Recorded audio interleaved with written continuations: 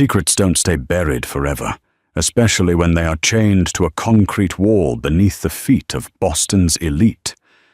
Crystal thought she was just scrubbing floors for billionaires to pay her mother's crushing medical debt. She never expected to find the missing kingpin of the city's underworld. Dusting the 17th century French vases in the Sterling family's Beacon Hill mansion was a task Crystal Higgins performed with mechanical precision. She knew the exact pressure to apply to the porcelain, just as she knew exactly how to blend into the velvet-lined walls of the estate. In the world of Richard and Victoria Sterling, the help was meant to be entirely invisible. Crystal preferred it that way. Invisibility meant safety, and safety meant a steady paycheck. She desperately needed that paycheck. Her mother's ongoing treatments at Brigham and Women's Hospital were draining her meager savings faster than she could replenish them, leaving her one missed shift away from total ruin. Richard Sterling was a titan of East Coast real estate, a man whose philanthropic donations to the Boston Arts Academy were plastered across the society pages every Sunday. He was charming in public, but behind the heavy mahogany doors of his estate, he ran his household with the chilling efficiency of a military dictator. Security was handled not by standard bodyguards, but by heavily armed contractors from a private military firm called Apex Defense Solutions. They patrolled the perimeter with dogs, their earpieces buzzing with constant chatter. Crystal was subjected to bag searches upon entry and exit. There was one absolute rule in the Sterling household, hammered into Crystal's head on her very first day by the head housekeeper. Never go below the wine cellar. The sub-basement was strictly off-limits. Richard claimed it housed a delicate, temperature-controlled server farm for his international trading firm. It was secured by a heavy steel door equipped with a state-of-the-art biometric scanner. Crystal had never given it much thought. She was too exhausted by the endless polishing, washing, and catering to the Sterling's lavish dinner parties to care about what lay beneath the floorboards. Until the night the power grid failed. It was mid-November, and a freak nor'easter had slammed into the Massachusetts coast with terrifying violence. The wind howled through the historic streets of Beacon Hill, snapping ancient tree branches and ripping down power lines. Inside the mansion, the grand crystal chandeliers flickered wildly before dying out completely, plunging the sprawling house into darkness. The backup generators, usually reliable, coughed and sputtered, failing to engage. Panic rippled through the estate. The Apex contractors were scrambling, shouting orders over their radios about a perimeter breach caused by a fallen oak tree that had crushed the wrought iron gates. Richard and Victoria were away at a gala in Manhattan, leaving only a skeleton crew of staff to manage the crisis. "Crystal!" The head housekeeper, Mrs. Gable, barked, shining a harsh LED flashlight into Crystal's eyes.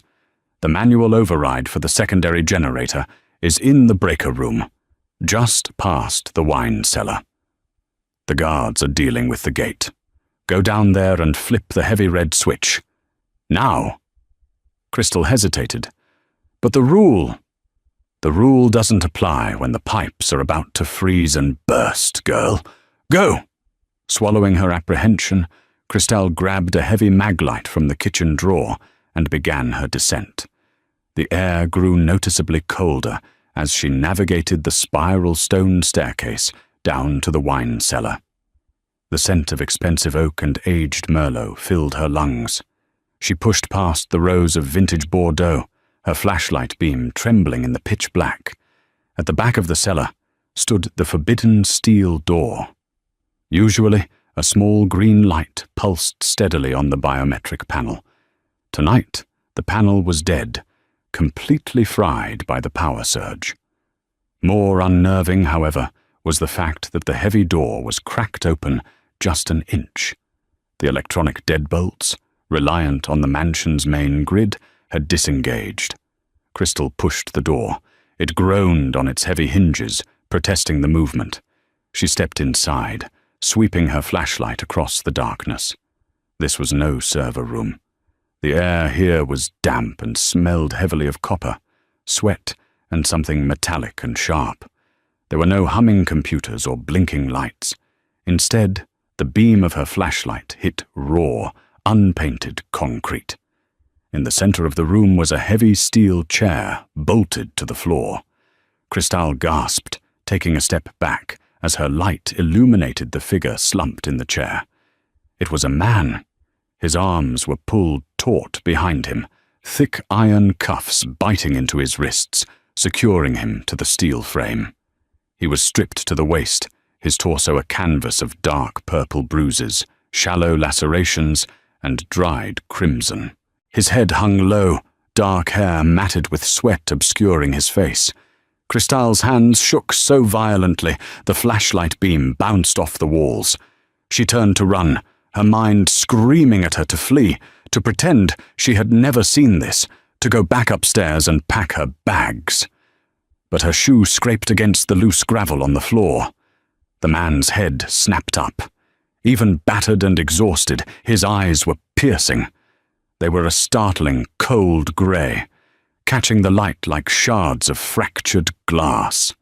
He didn't flinch away from the harsh glare of Cristal's flashlight. Instead, he stared her down, analyzing her panic, her maid's uniform, her trembling hands. "You're not one of Sterling's mercenaries," the man rasped. His voice was gravelly, parched from lack of water, yet it carried an undeniable undercurrent of authority. It wasn't a plea for help. It was a statement of fact.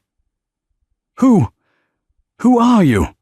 Cristal managed to whisper, her voice barely audible over the roaring storm outside. "A dead man. If you tell them you found me," he replied, a grim, humorless smile touching his cracked lips. "But if you're smart, Cristal, I might just be the answer to all your prayers." She froze. "How do you know my name?" "Your name tag," he said dryly, nodding toward her apron. "I'm chained to a wall, sweetheart. I'm not blind." Crystal took a cautious step closer, her mind racing. She recognized him. The realization hit her with the force of a physical blow. She had seen his face on the front page of the Boston Globe just 3 weeks ago.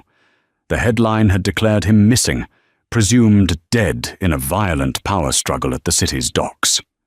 He was Gabriel Moretti, the undisputed head of the Moretti Syndicate, a man whispered to control the entire eastern seaboard's underground shipping lanes. The police had been searching for his body in the Charles River. Yet here he was, locked in the basement of a celebrated philanthropist. "You're Gabriel Moretti," Crystal breathed out, her terror compounding. "And Richard Sterling is a dead man walking," Gabriel replied, the grey eyes hardening into steel. "He just doesn't know it yet. Turn the generator on, Crystal. Act natural. But before you go, leave me the flashlight. And if you want to save your own life, you'll come back tomorrow." For the next 24 hours, Crystal moved through the Sterling estate like a ghost haunted by her own thoughts. The power had been restored shortly after she flipped the override switch, and the Apex Guards had secured the damaged perimeter. Richard and Victoria Sterling returned from Manhattan the following afternoon, looking perfectly manicured and deeply unfazed by the storm's aftermath. Watching Richard sip his morning espresso in the sunroom, discussing a multi-million-dollar charity drive for underprivileged youth, made Cristal's stomach churn. The hypocrisy was nauseating. Beneath his Italian leather shoes, a man was chained to a concrete floor, starving and bleeding. Crystal knew she should go to the police, but she also knew that a billionaire with private mercenaries and politicians in his pocket could squash a poor maid from South Boston like a bug. If she went to the authorities, she might disappear just like Gabriel Moretti almost did. Plus, Gabriel's syndicate wasn't exactly known for their mercy. If they found out she was complicit in their boss's torture, even by association, her mother would be left entirely alone. That evening, As the house settled into its quiet, restrictive routine, Crystal made a decision that would alter the trajectory of her life forever. She slipped into Victoria Sterling's private en-suite bathroom. Victoria was a known hypochondriac, and her medicine cabinet rivaled a small pharmacy. Crystal quietly slipped a bottle of high-grade, broad-spectrum antibiotics into her apron pocket, along with medical gauze, surgical tape, and a small pair of titanium scissors. From the kitchen pantry, she smuggled 2 bottles of purified water and a high-protein energy bar. Getting back into the sub-basement required nerve she didn't know she possessed. The biometric lock on the steel door had been repaired by the Apex technicians that morning. However, while dusting the security office earlier that day, Crystal had noticed something crucial. The technicians had left the system in maintenance mode for a 48-hour diagnostic cycle, meaning a physical master key, kept on a hook right by the guard's desk, could manually override the scanner. Waiting until the night shift guard stepped out for his mandatory cigarette break on the terrace, Crystal swiped the brass key, crept down to the wine cellar, turned the lock, and slipped inside. Pushing the heavy door shut behind her, Gabriel was exactly where she had left him. He looked worse. The bruising on his ribs had darkened to a terrifying shade of black, and his breathing was shallow.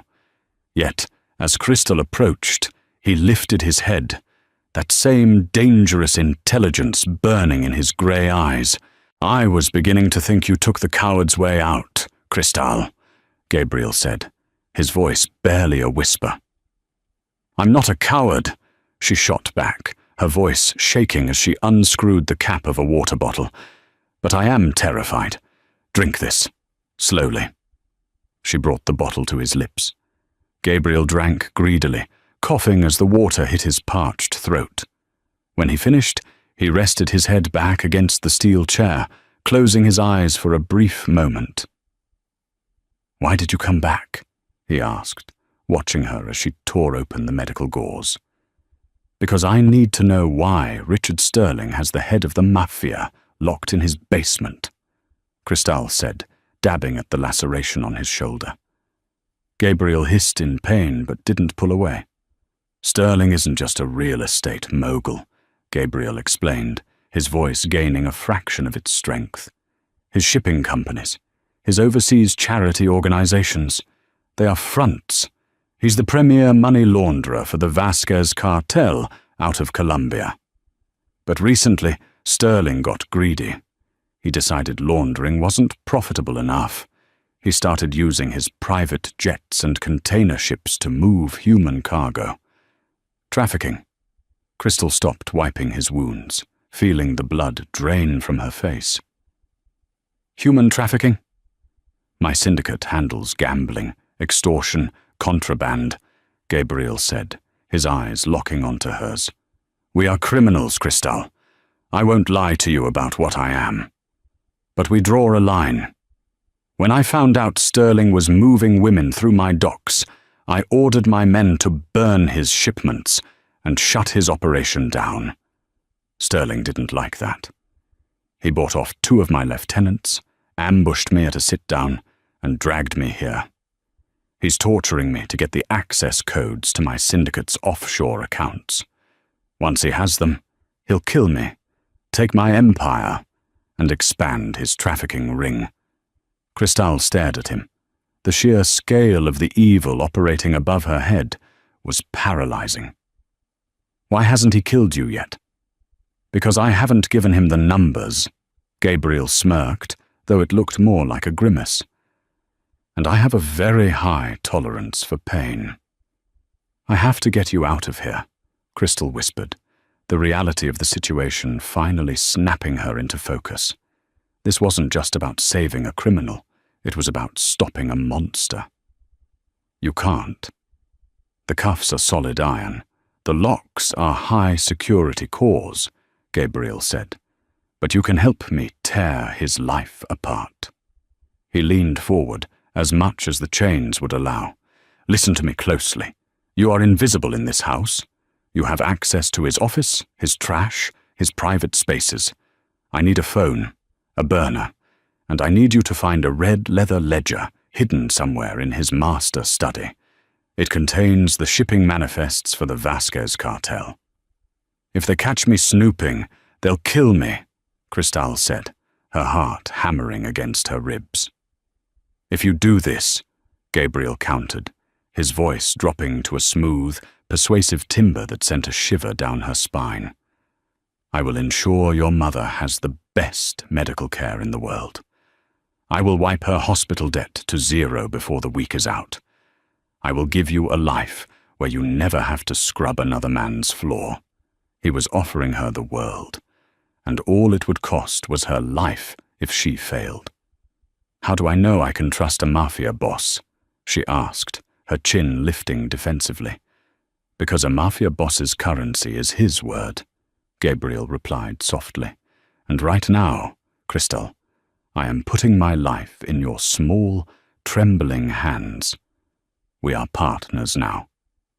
Cristal finished bandaging his ribs, her mind made up. She packed the remaining supplies into her apron. I'll look for the ledger tomorrow during his afternoon meetings. I can get a burner phone from a bodega in Southie before my shift. Careful, Cristal, Gabriel warned as she turned toward the door. Sterling is paranoid. If he smells a rat, he'll burn the whole house down to catch it. Cristal nodded, slipping out of the steel door and locking it behind her. She meticulously returned the master key to the hook in the security office, her hands steadying. She had a mission now. But as she rounded the corner of the grand hallway, leading to the servants' quarters, the breath left her lungs. Standing at the end of the hall, wearing a silk dressing gown and holding a crystal glass of bourbon, was Victoria Sterling. Her sharp, predatory eyes were locked directly on Cristal. "Cristal, dear," Victoria purred, taking a slow sip of her drink. "Whatever were you doing, creeping around the security office at this hour?" Cristal's heart slammed against her ribcage with enough force to bruise, but she forced her facial muscles to relax into the submissive, apologetic mask she wore every day. Victoria Sterling stood before her, the ice clinking softly against the crystal of her bourbon glass. "I was checking the security logs for the perimeter windows, Mrs. Sterling," Cristal lied, her voice appropriately deferential. "During the storm, the latch on the East Wing conservatory gave way. I wanted to ensure the Apex guards had logged the repair. I apologize for being out of my quarters so late." Victoria's gaze swept over Cristal, cold and calculating, like a jeweler assessing a flawed diamond. The silence stretched, thick and suffocating. Finally, Victoria took another sip. "See that you don't make a habit of roaming, Cristal. The security team has a shoot-first protocol during high alert periods. It would be a tragedy to have to replace a maid who knows exactly how I like my silk pressed." "Yes, ma'am." "Good night, ma'am." Cristal retreated to her small room in the servants' wing, collapsing onto her narrow bed. She didn't sleep a wink. The stakes were no longer just about losing her job. They were about surviving the week. At dawn, before her shift officially began, Cristal took the tea to a grimy bodega on Dorchester Avenue in Southie. She bypassed the regular electronics and bought a prepaid track phone from behind the counter, paying in crumpled cash. She wrapped it in a plastic grocery bag and buried it at the bottom of her purse, right beneath a bundle of fresh dust rags. The estate was buzzing when she returned. Richard Sterling was hosting a closed-door luncheon with several high-profile Boston City councillors and a prominent state judge, Arthur Langdon. Apex contractors were stationed at every entrance. It was the perfect distraction. With the household staff focused on catering the dining room, Cristal slipped away to the second floor. Richard's master study was a testament to new money trying to look old. Dark mahogany paneling, leather-bound first editions that had never been read, and the heavy scent of scotch and imported tobacco.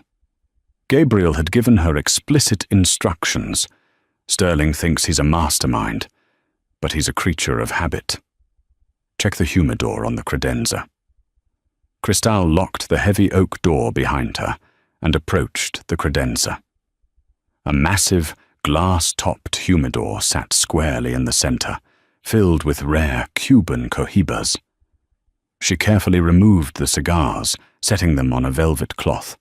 Pressing her thumbs against the interior cedar lining, she felt a slight give.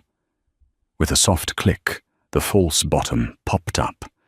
Beneath the wood lay a slim, crimson leather notebook, the red ledger.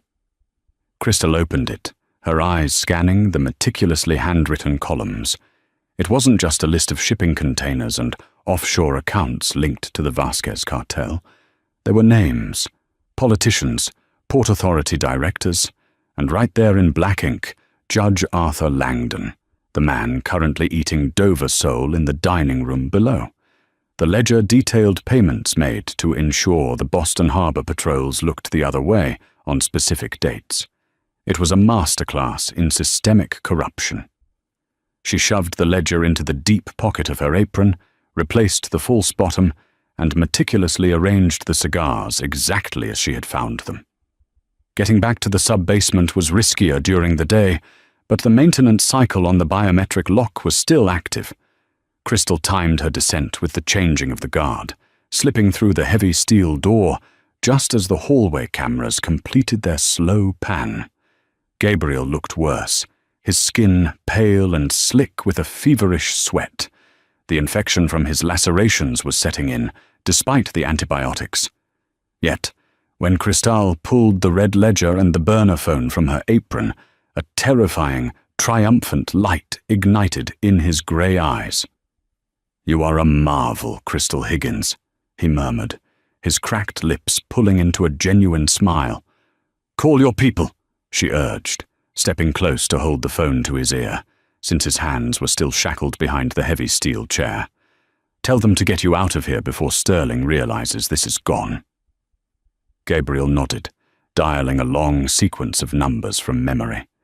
The phone rang twice before a gruff voice answered. "It's me," Gabriel said, his tone instantly shifting from exhausted prisoner to absolute commander. "I'm in the Beacon Hill estate, sub-basement. Sterling is a dead man. Silvio, listen to me carefully. You need to mobilize the Blackwood crew. Heavy breach." Cristal listened as Gabriel rattled off the security protocols, guard rotations, and structural weak points of the mansion he had somehow deduced while chained in the dark. He was a brilliant, lethal tactician. "And Silvio?" Gabriel added, his eyes locking onto Cristal's. "There's a girl, a maid, dark hair, blue eyes. Her name is Cristal. If a single stray bullet comes within 10 feet of her, I'll take your head myself. 2 hours. Be ready."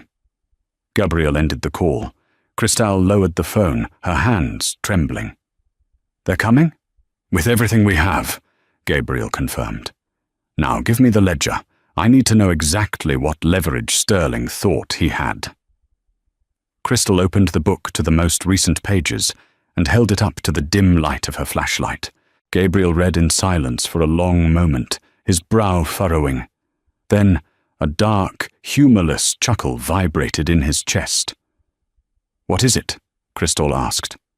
"I underestimated them," Gabriel said, his eyes darkening with a terrifying rage. "Sterling isn't the architect of the trafficking ring. Look at the authorization signatures at the bottom of the cargo manifests. The initials." Cristal squinted at the elegant, looping cursive. "V.S. Victoria," Cristal gasped, the blood draining from her face as she remembered the cold, predatory look in the woman's eyes the night before. "Richard is just the public face, the money launderer. Victoria is the mastermind," Gabriel growled. "She's the one running the Vasquez connection. And if she's as ruthless as this ledger implies, she already knows you're in here." The heavy steel door of the sub-basement groaned, the locking mechanism disengaging with a loud, electronic chirp. Cristal spun around.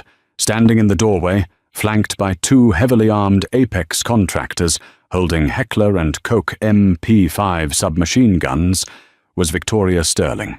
She was wearing a pristine white cashmere sweater, holding Cristal's discarded track phone wrapper in one hand and a suppressed silver pistol in the other. "I knew it," Victoria smiled, stepping into the damp room. "You always were too smart to just be polishing silver, Cristal." The silence in the sub-basement was deafening, broken only by Gabriel's ragged breathing. Victoria stepped closer, the heels of her Louboutins clicking sharply against the raw concrete. She looked immaculate, entirely out of place in the dark, blood-stained torture chamber she had secretly overseen. "Check her," Victoria ordered. A mercenary violently grabbed Cristal by the arm, yanking the red leather ledger from her apron and handing it to Victoria. "A disappointing development," Victoria sighed, tracing the crimson cover. "Richard is an idiot. I told him to burn this. Men are so sentimental about their leverage." She sneered down at Gabriel. "And you, Mr. Moretti, I hoped your legendary pain threshold would break tonight. I need those offshore accounts to expand my European roots." "You're not expanding anywhere," Gabriel spat, his voice dropping to a lethal calm. "You deal in human lives. For that alone, I'm burying you under this foundation." Victoria laughed, a chilling, high sound. Brave words from a chained man. "Kyle, shoot the maid. Use the incinerator. Then bring out the blowtorch for Mr. Moretti." Kyle raised his MP5, the cold barrel aimed squarely at Cristal's chest. She squeezed her eyes shut, her mind flashing to her sick mother, lying in a hospital bed across the city. She had tried to do the right thing, and it had cost her everything. Suddenly, the room plunged into total darkness. The emergency LED lights died instantly. Above them, a heavy breaching charge shook the ceiling, sending a thick cloud of dust cascading down. "What was that?" Victoria shrieked, her composed facade completely shattering. "Kale, tactical lights!" Before the guard could react, the heavy steel door blew off its hinges with a deafening concussive blast that threw Cristal to the floor. Through the ringing in her ears, she heard the suppressed thwip, thwip, thwip of professional gunfire. Red laser sights sliced the dusty dark. Kyle and the second guard slumped heavily to the concrete, neutralized before they could even pull their triggers. Victoria screamed, firing her silver pistol blindly into the shadows, but a heavy boot kicked it from her hand. "Boss!" Silvio's gruff voice called out. "Over here. Get these chains off," Gabriel commanded. Flashlights illuminated 4 men in tactical gear. Silvio snapped the thick iron cuffs with heavy bolt cutters.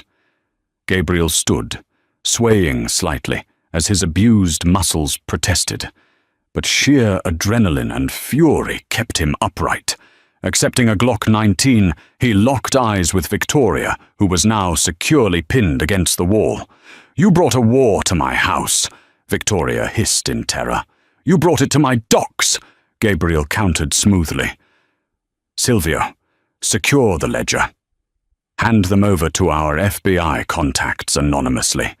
The feds will tear their lives down to the studs. They'll spend their days in a supermax, waiting for cartel assassins." Gabriel holstered his weapon and knelt beside Cristal. The ruthless mafia kingpin vanished, replaced by a man gazing at her with profound, unwavering respect. Gently, he tilted her chin up. "Are you hurt?" he asked softly. "No," she breathed, tears of relief spilling over her lashes. "Come with me," Gabriel offered his hand. "Your shift is over, Cristal." She took it without hesitation. As he steadied her against his side, they walked out of the ruins of the Beacon Hill mansion, stepping past a weeping Richard Sterling, bound in zip ties. 2 weeks later, the scandal broke like a tidal wave. Front-page exposés detailed the Sterling's massive human trafficking and money laundering operations. The Red Ledger proved to be the ultimate silver bullet, dismantling the Vasquez cartel's entire East Coast network. Crystal sat in a sunlit waiting room at Brigham and Women's Hospital. Dr. Aris entered, looking perplexed but pleased. "Ms. Higgins, your mother's entire balance, over $400,000, was wired this morning from a Cayman trust.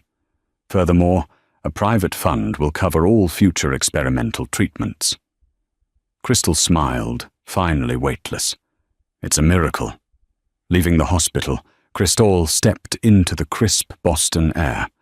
A sleek, black Maybach idled by the curb. The tinted window rolled down smoothly to reveal Gabriel Moretti. Dressed in a bespoke charcoal suit, his bruises healing, he radiated untouchable power, yet his grey eyes softened instantly when they found hers. "Get in, Crystal," Gabriel said, opening the door. "We have dinner reservations at Menton. We need to discuss your new future." She didn't hesitate. Stepping into the car, she left the life of an invisible maid behind forever. She had descended into the dark to find a monster, but instead found a king, and together they had brought down an empire. If you enjoyed this thrilling dive into the dark side of high society and underworld romance, don't forget to smash that like button. Share this intense story with your friends who love a good plot twist, and hit subscribe for more gripping, real-life inspired audio dramas every week.